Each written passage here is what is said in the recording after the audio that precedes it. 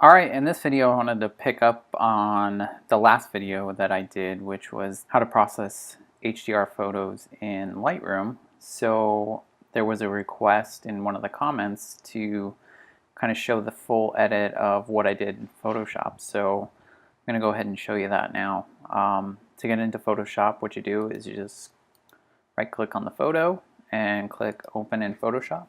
So as you can see, here is pretty much our final photo.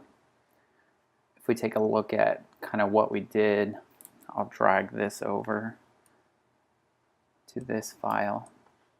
And then just toggling the layer on and off. Let's make a new layer and I'll kind of show you what I did and how we're going to do it. So the first thing that kind of drives me crazy with this photo is I didn't shoot with a polarizer lens. So you can see here there's a lot of glare on the windshield and then the side window, the reflection from the sky. So I'll show you kind of a cheat and how to fix that. Also, you'll notice here in the silver reflects a lot of the clouds above and the sky above, so it takes on a blue hue. So I'll show you how I get rid of that. We did a little cleanup here on the bottom. There's just some rocks here and there. If you turn on, you can see the difference from that. Back here, cloned out that telephone pole, and then just kind of in here, and especially on the road, I went through and added a bunch of extra contrast just to bring out the detail in those areas. So let's get started. We'll go ahead and get rid of that check layer, and then one thing I do first is I hit Command J. That duplicates the layer. It just gives you something to go back to and look at later on. So I think the first thing, let's get rid of the blue cast and also add some contrast, and I'll show you how I do that. You can go in and you can mess with curves and saturation and things like that. Honestly, I shoot a lot of photos, and the less time I can spend in Photoshop, the better. So I really like this tool. It's from Nick. It's a Google software product, and it's actually free now, so there's no sense in not using it. So head over to Google's site, just type in Nick in your search engine, and go and search for that and download it and install it. It's a great tool. But what we're going to do is we're going to go to tonal contrast, which is down here. So you can see right away, this is where we got the detail in the clouds, and then also some of that additional detail and contrast in the road. If I toggle that on and off, you can kind of see the difference and see what it did. If you click on this right here, the add a filter, it lets you stack filters on top. And then the other one that I really like, it's called white neutralizer. And what this does is this lets you get some of those blues out of the car. So we're going to click on the eyedropper, and then we're going to click right here on the blue fender. So you can see what a big difference that made in the image right there. It's really cold before, kind of warmed it up, neutralized a lot of those blues on the car. Now you can, I like the effect that I gave in this particular photo to the entire shot, and this is actually what I did in that other image. But what you could do is you could put just the neutralizer layer on whatever object you wanted, go out, layer mask just that piece, and then go back in and add the tonal contrast. In this particular image though, I think that it works pretty good for the overall image, so we're just going to apply that. So we're going to hit OK, give the software a second to load, and then it'll pop up on a new layer. So then if we turn on and off our original file, you can see those colors are almost identical to what we had before. So we'll keep working here. So the next biggest thing that kind of drives me crazy are these windows. So I'll show you a nice little trick for that. We're going to start out by making a new layer. We're going to go in here and we're going to get our pen tool. So what we're going to do is we're going to draw a path all the way around the window. So we get a really nice tight selection of that. And if you need to go back in and readjust these points, you can do it as you go or you can do it at the end. But if you just hold down your Option key, you can move those little points so it fits the curve that you're looking for. And we're just going to go around.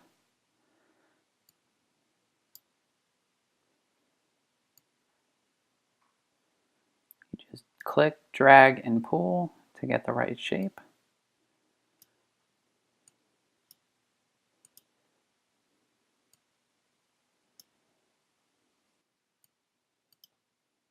Like I mentioned earlier, this is kind of cheating. Really what I should have done is I should have brought my polarizer with me and adjust the polarizer to get rid of this glare on the windshield, but I forgot it, so we're just gonna make do with trying to fix it in Photoshop. So now what we do is we have that path created. We're going to go over here to this icon that says path. We're going to click that and it has a new work path. So what we're going to do is hit Command and we're going to click that, and that turns that path into a selection. So if we go back to our layer panel, we're on our blank layer. What we're going to do is we're going to go to our default color, which is black, and we're going to hit Alt and Delete. And what that's going to do is that's going to fill that selection with black. While we still have that selection active, we're going to make another layer. We're going to switch our colors and we're going to go to our gradient tool. Now our gradient tool, we have the second option clicked, which is our radial gradient, and it's foreground to transparent. And what we're going to do is we're going to zoom out just a little bit and we're actually going to pull down from this corner just to give it a little highlight up in that corner. Alright, so now we can hit Command D to deactivate our selection. We're going to go back to that first layer. We're going to turn that transparency down just so it looks more real. And then same thing on that reflection area. Just turn it down a little bit. So now if you zoom out, you can see we have a nice dark windshield. We have a nice little highlight there. So that was before, that was after the highlight. It just kind of helps sell it a little bit. So let's make another layer since we have a side window to deal with. We'll go in here and we'll do the same thing. So we'll grab the pen tool and we'll just click along here and make a selection.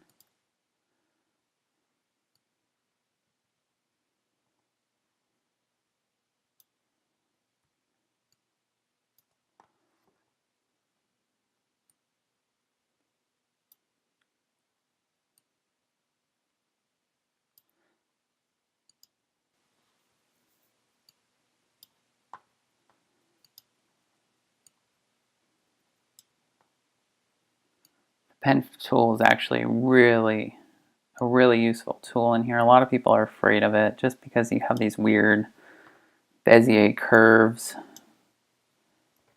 But if you mess up, just hit Command Z, undo it, go back in, fix the turns.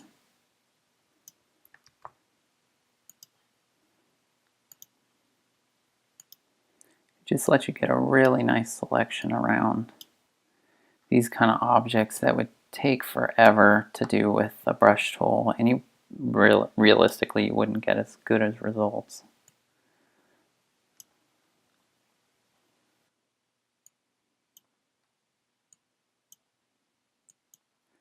And almost done. There we go. So same thing, we're going to go back over to our path. We have a new path selected. We're going to command click on that. We'll go back to our layer. We're going to hit X to flip our colors, and then we'll hit Option Delete to fill that with black. And then same thing with our selection still active. We're going to make another layer, and we're going to grab the gradient tool again. We're going to hit X to bring white to our foreground color, and we're just going to drag from right here just to give it a nice little reflection, maybe a little bit more. There we go. We'll hit Command D, and then we're going to go to our black layer. We're going to bring down that opacity, and then same thing with our highlight. We'll just bring down that. So if we click on those, we'll put those in a group. We'll call that group Windows. And here is, let me zoom out some. Here is after, that's before and after. Before and after. And all of those are on their own layers, they're their own deal. So if you want to take this and you still feel like it's a little bit too much, you can pull back a little bit. Just helps kind of take away the distraction that those clouds in the black window give the photo. So then let's check out our final. So I mean, we're pretty close there. I think the next step is to go in and clean up some of this ground here. Alright, so let's start cleaning up some of this debris.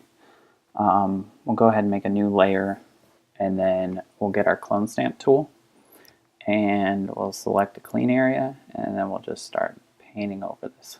If you're having trouble not being able to paint directly on it, make sure you're current and below. If you're just on the current layer, obviously you're just copying blank pixels over blank pixels and it won't work. So we'll just go around and clean up some of this debris here. And what you want to do is just select an area that's clean nearby so the texture is relatively the same, and then just go through and paint over the areas that you want to take out. And because you guys probably don't want to see me sit here and just draw in silence and painting over all this junk, I'm going to speed up the video just a little bit as I clean this stuff up. Areas like this with the shadow, you just want to make sure you carry that shadow over.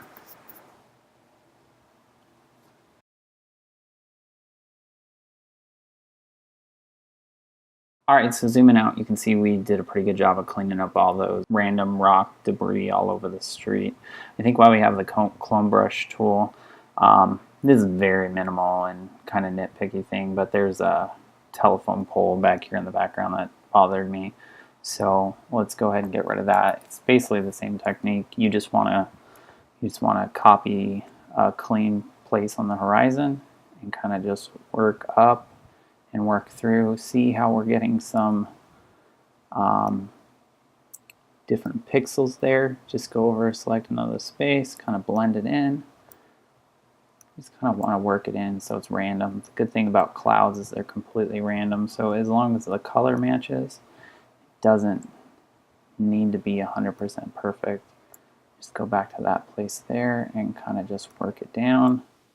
I try to work from both sides just so the color is a little bit different, and there you go. Telephone pole gone. So if we turn on and off that layer, you can see what we did. So just all the rock debris and then that piece right there.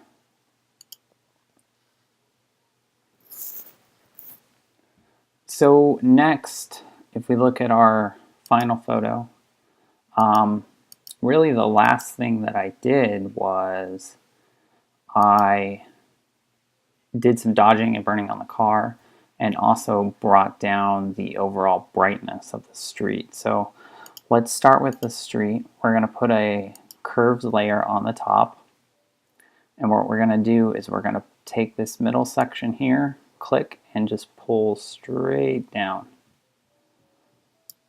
And that's going to make the whole photo a little bit darker. And then what we're going to do with black selected over here, we're going to hit Alt Delete, and it's going to fill that layer mask with black. Then we're going to get our brush tool, we're going to hit B. We're going to make it nice and big. And then we have our flow pretty low, and we're just going to go in and paint with white right around here on this highlighted area.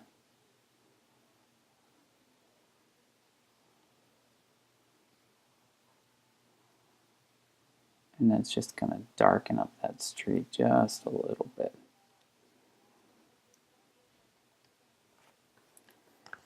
So if we see what we did, that's without and that's with. It just helps bring the car out a little bit more. So the problem with silver cars is you really want them to be kind of the brightest thing in the screen. It just draws your eye more towards that. And with the road so bright, that's almost the brightest piece in the photo now.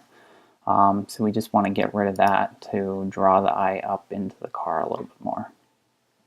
And then probably the last thing I would do is just accentuate some of the lines. So what we'll do here is we'll actually make a stamped visible layer. So Command Option Shift and E, and that merges everything below where you're at, and it stamps it into its own layer. So then what we'll do is we're going to go over here, we're going to grab our dodge tool, and we're going to make some of the highlights brighter. So one thing I do on my car is the gills here. I always paint over these just to make them come out a little bit more. It's kind of one of the defining features of this model.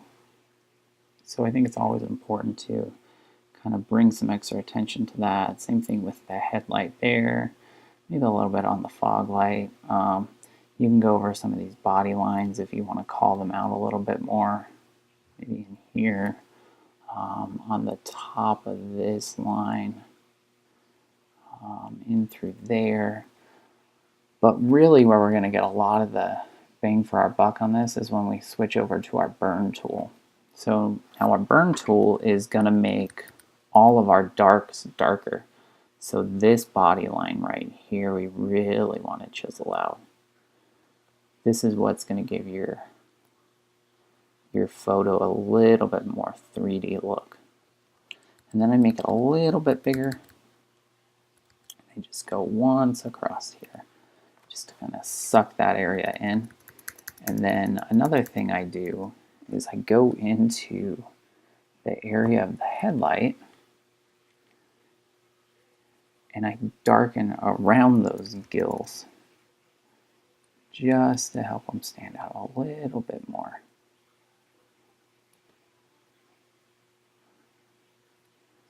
Make this a little bit bigger. And then if you're super nitpicky, you can see I'm actually in this photo here. I'm tucked in right there.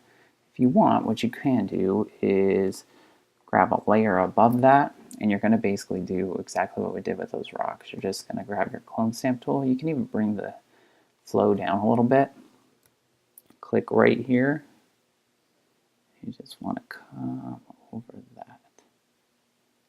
Now the good thing about doing this on your own layer, you can see I kind of got in there a little bit. And put a mask on that. Go to your brush tool, and this time painting in black. Make our brush smaller, and you can just go ahead and paint that back out. But as you can see, I mean, it's super nitpicky, but then it's gone. Just a nice clean horizon line.